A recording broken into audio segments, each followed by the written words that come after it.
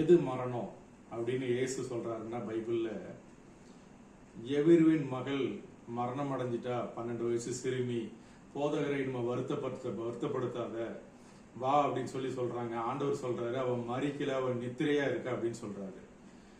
லாசரு மரணம் அடைஞ்சிட்டாரு, அவரை அடக்கம் பண்ணிட்டாங்க அப்படிங்கும் போது ஜீசஸ் கிரைஸ்ட் சொல்றாரு அந்த இடத்துல, நம்ம நண்பனாகிய சிநேகிதனாகிய லாசரு மரணம் அடையல, நித்திரையா இருக்கான், வாங்க நம்ம போய் அவனை போய் எழுப்பலாம் அப்படின்னு சொல்றாரு.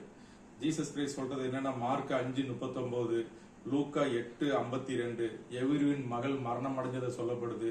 அந்த இடத்துல ஆண்டவர் யூஸ் பண்ற வார்த்தை அவன் மரிக்கல, நித்திரையா இருக்காங்க அப்படின்னு சொல்றாரு. அதே மாதிரி யோவான் 11:11 சொல்றாரு, லாசரு மரிக்கல, நித்திரையா இருக்க, நம்ம போய் எழுப்பலாம்னு சொல்றாரு. அப்போ எது மரணம்னு இயேசு கிறிஸ்து சொல்றாரு. பாத்தீங்கன்னா லூக்கா 15:24 இளைய குமாரனை பத்தி அங்க வார்த்தை இருக்கு. இவன் மரித்தான். எது?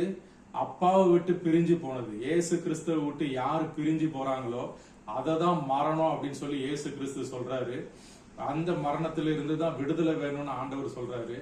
நித்தியமான மரணம் வந்துட்டு நம்மளுக்கு மரணம் இல்ல, கிறிஸ்துவ பிரிகிறது தான் மரணம் அப்படின்னு இயேசு கிறிஸ்து சொல்றாரு. ஒருவேளை உங்க வாழ்க்கையில இன்னைக்கு நீங்க வாழ்ற வாழ்க்கை மூலமா ஆண்டவருக்கு பிரிஞ்சு பிரியமில்லாத தூரம் போற வாழ்க்கை வாழ்ந்துட்டு இருந்தீங்கன்னா, அந்த மரணத்திலிருந்து இன்னைக்கு விடுபடுங்க.